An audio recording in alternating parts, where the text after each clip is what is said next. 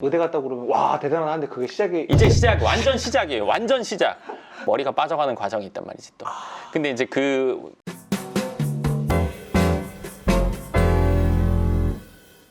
반갑습니다. 황 소장입니다. 오늘은 의사들의 재테크에 대해서 얘기를 할 텐데요. 요즘에 상담을 오는 분들 중에 의사인 분들이 참 많더라고요. 그러니까 과를 가리지 않고 규모를 가리지 않고 오시는데 뭐 페이 닥터이신 분들부터 해서 개원한 분 중에서는 병상이 뭐 몇백 병상 되시는 뭐 원장님도 있고 아니면 뭐 개인 병원, 치과 병원, 피부과 뭐 많은 분들이 오시는데 오시는 분들이 다 상황이 달라요. 그러니까 사실은 뭉뚱그려서 하나로 얘기하기는 어려운데 오늘 얘기해드리고 싶은 경우는 뭐냐면요.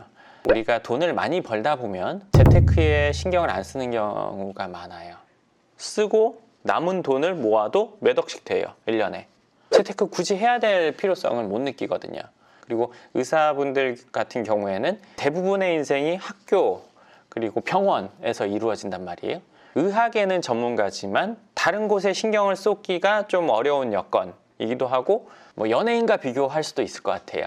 연습생 생활 쭉 하다가 연예인 돼서 연예계 생활만 계속 하고 있다 보니까 다른 분야에 대해서 잘 접하기가 어려운 경우나 큰 차이가 없는 것 같아요. 뭐 인턴하고 레지던트하고 그 다음 군대 갔다 오면 30대 초중반 되잖아요. 그럼 그때 이제 뭐 개원을 하기도 하고 대학 펠로우로 남기도 하고 뭐 다양한 뭐 일을 한다고 해도 그 안에서만 움직이다 보니까 다른 분야의 경험을 하기가 참 어렵고 그리고 나가서 돈을 벌다 보면 내지는 뭐 소득이 많아지는 시점에 예전보다 확 늘어나게 되니까 갑자기 넉넉한 생활을 하게 되는 거죠.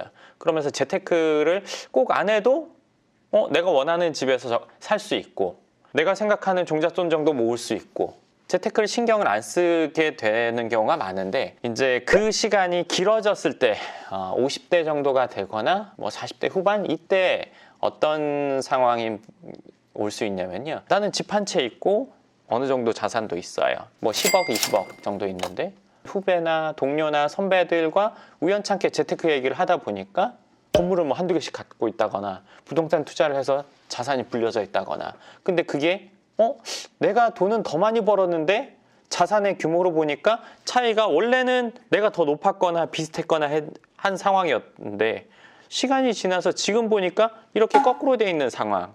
여기서 오는 박탈감? 사람이 비교를 안 하는 게 사실 맞긴 하지만 맞는 대로만 살 수가 없잖아요. 그렇죠? 몸에 안 좋은 거 안 먹는 게 맞지만 그렇게 살 수는 없잖아요. 비교라는 거는 주위에 있는 내 친한 사람들과 하게 돼 있는데 일반적인 직장인보다는 많이 벌고 내가 윤택한 생활을 하고 있지만 나랑 친한 사람들 중에서 내가 그 중에 중간 이해하거나 원래는 비슷했는데 이 사람들이 훨씬 더 많이 나아간 걸 봤을 때 오는 기분? 그냥 뭐 쉽게 잊혀지거나 넘어가기가 힘든 것 같아요. 그 돈이 늘리는 데 쓰여지고 있는지 아니면 소비하는 쪽에 아니면 정체되어 있는 쪽에 있는지를 한번 생각해 보세요. 냉정하게요. 저는 이렇게도 생각해요. 뭐 돈을 엄청 많이 버는 1년에 몇십억 이상 연예인이나 뭐 그런 업이 있는 사람들은 사실 부동산 투자 안 해도 된다고 생각을 해요. 그게 쭉 이어진다면요. 집값이 아무리 많이 올라봐야 그 사람이 버는 돈 이상으로 오르지 않거든요. 아주 큰 저택이라면 얘기가 다를 수 있지만 대부분 그 사람들이 버는 돈 안에 있어요.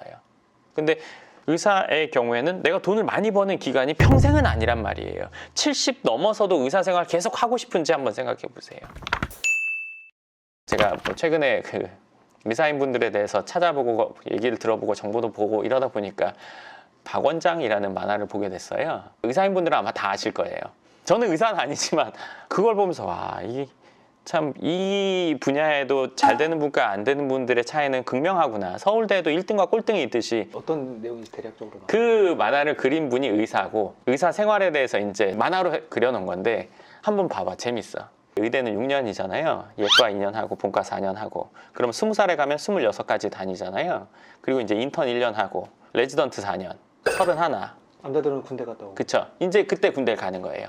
중위로 가는 경우가 있다고는 하지만 많지 않고 대부분 대비로 간대요. 그럼 그때 가서 훈련을 받고 또 의사는 군 생활이 3년이 넘는다고 하더라고요. 와, 그거 듣고 좀 요즘에 군 생활 엄청 줄었는데 그거는 또 안 줄었다고 하더라고요. 지금도 그런지는 모르겠어요. 그 만화가 그려진 시점이랑 좀 달라졌을 수도 있으니까 그 훈련을 받으면서 그 사람들이 하는 말이 난 이미 늙고 병들었는데 늙고 아픈데 아니 보통 21살, 22에 가잖아요. 그럼 뭐 온 군대 그 훈련 받는 그 사람들이랑 10살 넘게 차이 나는 시기에 받는 거잖아요. 또 나와서 뭐 예를 들어서 대학병원에서 펠로우라는 거를 하면 내가 하는 과 말고 다른 과의 경험도 하려고 한다고 보면 개원을 하면 30대 중반 넘어서 이제 개원을 하게 되는 거기에 댓글들도 제가 대부분 읽어봤는데 현직 의사들이 되게 엄청나게 공감을 하더라고요. 그 박 원장의 선배가 첫날은 환자가 없다. 첫날 정말 없고 막 둘째 날도 없고 그러면서 잘 되는 사람들 뭐 선배들 찾아가 보다 보니까 어떤 선배는 이미 문을 닫았고 어떤 선배는 완전 상업적으로 변해서 옛날 모습이 아니고 그런 좌충우돌하는 이야기들 그거에 공감하는 분들이 많더라고요. 주위에서 듣거나 경험했거나 야, 이 정도의 시간을 공부를 하고 노력을 하고 정말 뭐 잠 안 자고 그 기간 수련의 뭐 그런 시간에 아주 힘들게 그거 하는 거 보면서 야 이게 이만한 대우는 있어야 된다는 생각을 했어요. 사실은 그 정도 긴 기간 동안 준비를 하는 경우는 아마 드물 거예요. 거의 없겠죠. 일반적인 직업에서. 아 그거는 주변에서 예를 들어서 아는 분 자녀가 의대 갔다 그러면 와 대단한데 그게 시작이 이제 시작 완전 시작이에요. 완전 시작. 완전 시작. 초중고를 합한 것보다 더 의대 가서 본과에서는 매주 월요일 시험을 본대요. 매주 중간고사, 기말고사 이런 게 있지만 이건 매주 한다는 거 보고 와 이걸 그만한 가치를 줄만하다는 생각을 했어요. 사실은 40대 후반까지 뭐 50대 초중반까지도 사실 별로 걱정 없는 분들이 있죠. 소득이 계속 이어지는. 근데 사람은 보통 미래를 생각해 보잖아요. 이걸로 유지는 될 것 같은데 계속 더 일은 해야겠네. 근데 일은 안 하고 싶을 때도 있거든요. 그렇다면 과연 내 자산이 불어나는 쪽에 있는지 그대로 있는지 소비에 쓰이고 있는지 내가 하는 생활보다 더 발전하고 싶은지 유지하고 싶은지도 한번 생각해 보시면 좋을 것 같아요. 그분들이 갖고 있는 취미를 보면 만나면 얘기하는 게 골프 아니면 의학에 대한 거 그 두 가지가 대부분이라고 하는데 제가 들은 바에 의하면 근데 재테크 얘기를 하는 일이 참 드물다는 거죠. 제가 오늘 지금 이 영상 찍으면서 차분한 이유가 그 과정을 보면서 저가 진짜 나는 못하겠다 이런 생각이 들더라고요.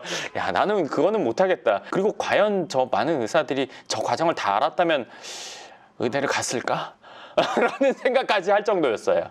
거진 뭐 한 20년 가까이를 공부를 하는 건데 그거에 대한 결과가 예를 들어서 좋은 대우를 받고 이런 건 있지만 내가 재테크 부분에 좀 약해서 원하는 이 단계보다 덜하거나 한다면 참 많이 그래서 좀 다운되는 느낌이랄까? 제가 가지고 있던 생각은 병원 의사 선생님들은 돈 많이 버니까 좋겠다. 그냥 흔히 말하는 일반적인 보편적인 그런 생각? 그게 이렇게 생각하면 돼요. 그러니까 의사인 분들이 보통의 직장인보다는 평균적으로 훨씬 더 많이 버는 건 맞는데 그들 사이에서의 격차도 있죠. 예를 들면 우리가 월드컵에 나가는 선수들에서도 기량 차이가 있는 거죠. 그러니까 예를 들면 원래 친했어요. 원래 친했는데 난 5억인데 쟤는 신문에 연봉 알잖아요. 신문에 나니까. 네, 알잖아요. 근데 의사들끼리는 그거는 뭐 알 수도 있고 모를 수도 있고 그건 제가 잘 모르겠는데 저기 역삼역 스타타워 그 바로 뒤에 있는 그 내과 거기 원장님이 나이가 한 70 이상으로 돼 보이시는데 그쵸. 거기는 아직도 이제 차트를 종이로 쓸 정도로 근데 그분은 제가 알기로 그 자산이 많아. 그런데도 그분은 은퇴를 할 법한데 아직도 이렇게 그게요. 이거는 뭐 일하는 분들 대부분 느끼실 텐데요. 일을 해야 돼서 하면요. 그만두고 싶어요. 근데 그만둘 수 있는 상황이 되잖아요. 놀면 뭐해? 이렇게 돼요. 놀면 할 일이 없어요. 특히나 남자는 더 그렇단 말이에요. 여자분들은 뭐 동창 모임이나 이런 게 자주 있고 친구들이 막 이렇게 있어서 여행도 같이 가지고 하지만 남자들은 상대적으로 그게 훨씬 적잖아요. 그러니까 일을 하는 게 훨씬 더 활력이 있어요. 결국 일을 하는 건 똑같지만 상황이 어떠느냐에 따라서 내가 받아들이는 게 다르죠. 예를 들면 내가 배가 고픈데 음식이 있는 거랑 배가 부른데 음식이 있는 거랑은 다르잖아요. 배 부른데 음식이 있으면 뭐 안 먹을 수도 있는 문제지만 이건 안 먹으면 미칠 것 같은 거잖아요. 안 해도 될 때 일하는 게 보람돼 생각할 수 있는데 꼭 해야만 되면 보람이 우선이 아니라 안 하면 안 돼가 우선이 되는 거잖아요. 그러니까 내가 선택권을 갖는 상황이 돼주는 게 좋죠. 제가 예전에 식당을 했어서 식당 가면 그분들 마음은 알거든요. 오늘도 새로 오픈한 식당을 갔는데 아 오픈한 지 얼마 안 돼서 지금 손발이 전혀 안 맞고 있구나. 사실 그래서 안 들어가고 싶었어요. 그 상태에서는. 근데 이제 같이 가신 분들이 가자고 해서 갔는데 역시나 음식 하나 나오고 5분 있다가 두 번째 나오고 또 5분 있다가 세 번째 거 나와가지고 음식 먹는 속도가 이제 다 완전히 달랐죠. 그럴 것 같아서 사실 안 들어가고 싶었어요. 그래서 사람이 줄 서 있던 거구나. 네. 그래도 뭐 거기다가 대고 뭐라고 얘기하고 싶지는 않았어요. 왜냐면 그분들도 그거 지금 최선이거든요. 말한다고 해서 당장 고쳐지는 게 아니라 시간이 걸리는 거거든요. 앞으로 더 제가 많이 알아볼 거예요. 그거에 대해서 지금 말한 뭐 의사들의 생활이나 이런 것들에 대해서는 어떤 생각인지 참 오늘 안 것까지만 해도 좀 제 기분은 좀 그렇더라고요. 박 원장님 한번 꼭 보도록 하겠습니다. 재밌어, 진짜 재밌어. 박 원장이죠? 박 원장. 열심히 노력해서 공부해가지고 어쩌고저쩌고 하면서 머리가 빠져가는 과정이 있단 말이지 또. 근데 이제 그 댓글 쓰신 분 중에 한 분이 와, 저 머리 빠져가는 과정에 저 머릿결을 저렇게 잘 표현하더니만. 근데 본인도 빠져봤다는 얘기지. 아, 머릿결까지. 머리 가닥에 뭐 이런 것들. 한 올 한 올. 그러니까 디테일이 본인이 겪은 일이기 때문에 그렇게 디테일하게 표현이 된다는 거지. 좋습니다. 그럼 이번 영상 여기까지 하도록 하고요. 궁금하신 부분 댓글 쓰시면 제가 그 부분은 다음번 영상에서 답변과 함께 알려드리도록 하겠습니다. 감사합니다.